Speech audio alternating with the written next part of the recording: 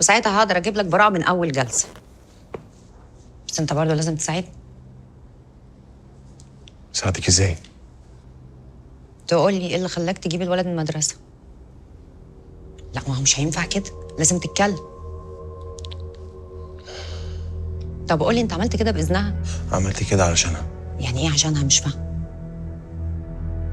يا نديم ارجوك اتكلم. حاول تساعدني عشان اعرف اخرجك من هنا.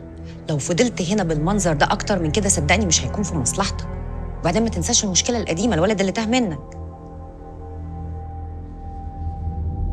بس انا ما كانش ليا اي ذنب في اللي حصل قبل كده. والنتيجه ايه؟ الولد اختفى من وقتها، بالمعنى الاصح اتخطف، وكل استاف المدرسه وزمايله شهدوا انه كان بسببك. بس انا ما خطفتوش. بس المره دي خطف. الواد جايبينه من بيتك. لو المره الاولانيه عدت بتحقيق ورفض من المدرسه، المره دي مش هتعدي. ومش بس كده، ده محامي الواد الاولاني ما هيصدق يفتح القضيه، والكلام هيتغير وهيتحول من تقصير واهمال لخطف بحق وحقيقي. عارف ليه؟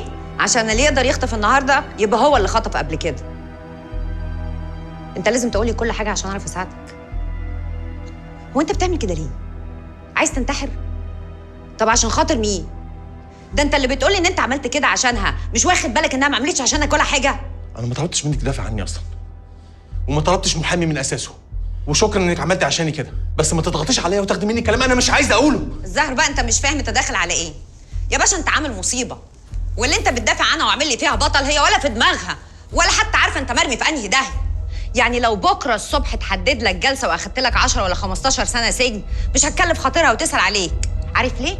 عشان بيتها وجوزها اهم منك. انت بالنسبه لها حته عيل مجرم مرمي في الزباله.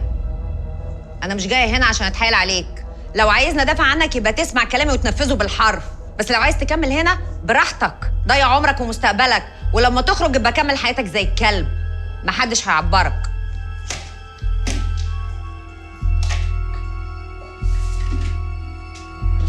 اولا هو اسمه المتهم وليس الخاطف، لانه هو فعلا متهم في قضيه خطف، لكن لغايه دلوقتي لم تثبت ادانته.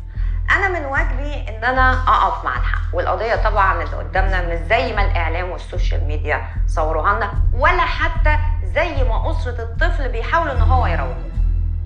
من وجهه نظري ان المسؤوليه بتقع على اسره الطفل، لان طبعا الوالد بحكم ان هو مشغول باعماله اتاخر او لم يتواجد ساعه خروج الطفل من المدرسه.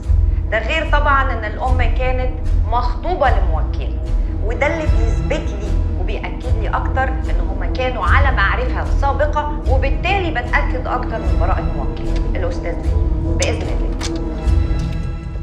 مامي ايه يا بنتي؟ ما تستني اما ادخل البيت واقعد حتى. في ايه؟